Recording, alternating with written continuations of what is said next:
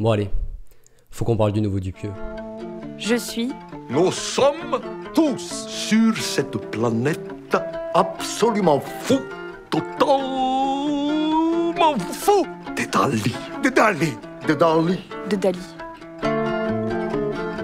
Dali. Et le nouveau film de Quentin Dupieux qui est particulièrement prolifique depuis quelques années. Effectivement, en 2022, on a eu dans un premier temps Incroyable mais vrai, qui était très cool. Et on a surtout eu Fumer fait tousser, qui m'a littéralement fait chialer de rire en salle. Et de souvenir, on était 2 ou 3 dans la salle à autant rigoler. Donc je me fais pas trop d'illusions quant à l'appréciation globale du film. Puis en 2023, on a eu donc le fameux Yannick, qui a été unanimement acclamé, que ce soit par la critique ou par les spectateurs. Et je sais que je suis complètement à contre-courant, mais Yannick, j'avais trouvé ça sympa, sans plus. Le film était évidemment une vitrine incroyable pour exprimer à l'écran l'immense talent de Raphaël Quenard. Mais le fait que Dupieux délaisse son terrain de prédilection, à savoir l'absurde, pour aller plutôt sur un humour de malaise, ça m'avait un peu laissé sur le carreau. Et même si le propos du film m'intéresse à fond, la forme fait qu'au final je m'ennuie pas mal. Du coup je suis allé voir Dali avec quelques craintes et bon voilà, je vais pas faire de suspense, j'ai trouvé ça génial. Alors je préfère abattre tout de suite, je suis allé découvrir le film en avant-première et de la même manière que pour Fumer fait tousser, dans une salle quasi complète, on était 4 ou 5 à se taper des barres. Du coup, est-ce que mon avis est objectif? Pas du tout. En même temps, sur du Dupieux, c'est un peu difficile d'être objectif. Ou alors peut-être que j'ai juste un humour de merde. En fait, je pense qu'il faut vraiment aller voir le film en sachant un minimum à quoi s'attendre. Du coup, ça me rappelle que personnellement, j'avais découvert Dupieux à l'époque de la sortie de Réalité en 2015. Je savais pas du tout de quoi ça parlait. J'étais pas spécialement cinéphile à l'époque. Et j'ai pas trop compris ce qui m'arrivait quoi. Voilà, j'avais pas passé un moment de dingue. Et je veux un Oscar pour ce gémissement. Gémissement numéro 45. Are you the old person that lives in this house? Yes. Why should I give a shit?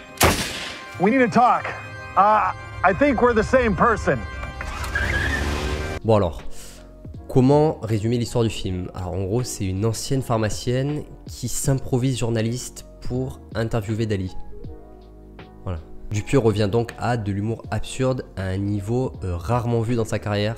Il pousse tous les curseurs à fond avec un humour de répétition ultra lourd mais qui moi perso me fait crever de rire. C'est totalement ma cam et cette scène d'introduction dans le couloir par exemple, c'est vraiment extraordinaire. Du coup derrière ce format d'antibiopic, Dupieux parle plutôt bien de Dali en fin de compte. Toute la folie et l'excentricité du personnage est parfaitement retranscrite par l'invraisemblance totale des scènes et l'humour complètement stupide qui en découle. On a un Dali qui est interprété par un acteur différent dans quasi chaque séquence. Les codes de filmage et de narration sont constamment inversés et rebattus pour perdre le spectateur en permanence. On est vraiment dans du surréalisme poussé à l'extrême et on a l'impression de voir un film qui dépeint l'esprit complètement taré de Dali lui-même. Les acteurs sont tous incroyables, on a donc un Dali à 6 visages qui est interprété donc par 6 acteurs différents. C'est pour ça qu'on a 6 A dans le Dali du titre, enfin j'imagine. On a Jonathan Cohen et Edouard Baird qui se fondent parfaitement dans la peau du personnage, même s'ils en font évidemment des caisses. Gilles Lelouch et Pio Marmaille sont aussi très bons, même si j'arrive à voir leur mimique habituelle d'acteur, ce qui a pu me sortir un peu du film. Mais tous les seconds rôles à côté sont absolument géniaux. On a notamment Jérôme Niel qui apparaît dans une seule séquence vers le début du film et qui m'a fait chialer de rire. Maître, on peut faire une pause un peu là? Putain, quel enfer! Mais ça va pas la tête? T'es fou de le déranger comme ça, tu sais qui c'est? Et sinon, une chose qu'on n'avait pas vraiment vue chez Dupieux depuis Réalité, c'est qu'au-delà d'être une simple comédie, le film essaie d'avoir un réel propos, notamment sur la vieillesse, le fait de faire quelque chose de sa vie, de libérer sa folie avant de devenir vieux et mort créativement parlant. C'est plutôt intéressant, ça donne envie de creuser le sujet, de se questionner pour savoir où certaines séquences veulent nous mener, quitte à revoir le film. Malheureusement, je trouve qu'il manque un petit quelque chose, que le film parvient pas vraiment à exprimer son propos et qu'il a même tendance à bégayer à certains moments.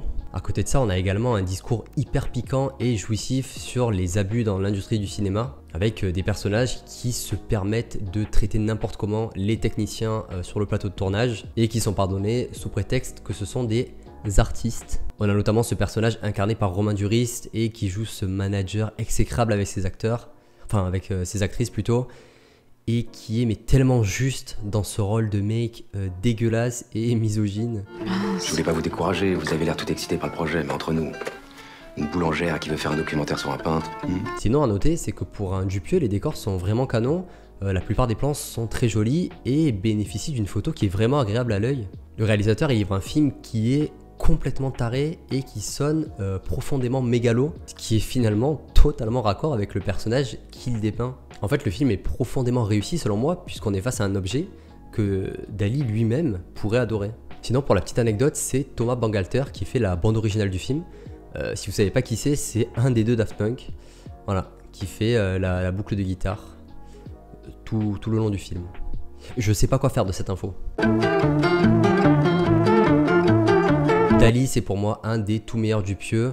Ça se bouffe en 1h15 avec un énorme plaisir. Comme je l'ai dit en introduction et au vu de l'avant-première que j'ai vécue, je pense que c'est un film qui va subir l'effet Yannick. Yannick, c'est un film qui a dépassé les sphères cinéphiles de par son accessibilité.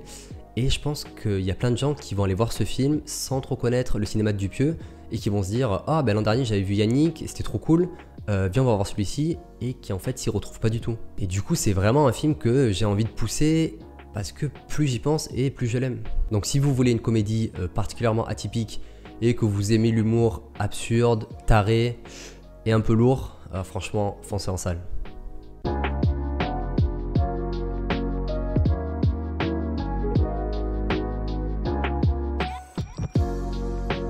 Par contre, j'ai enchanté de parler de l'exposition des aquarelles de Cézanne à la galerie Vernheim. Parce que, avec cette exposition, ça sera le triomphe de ce que j'ai dit tout le long de ma vie.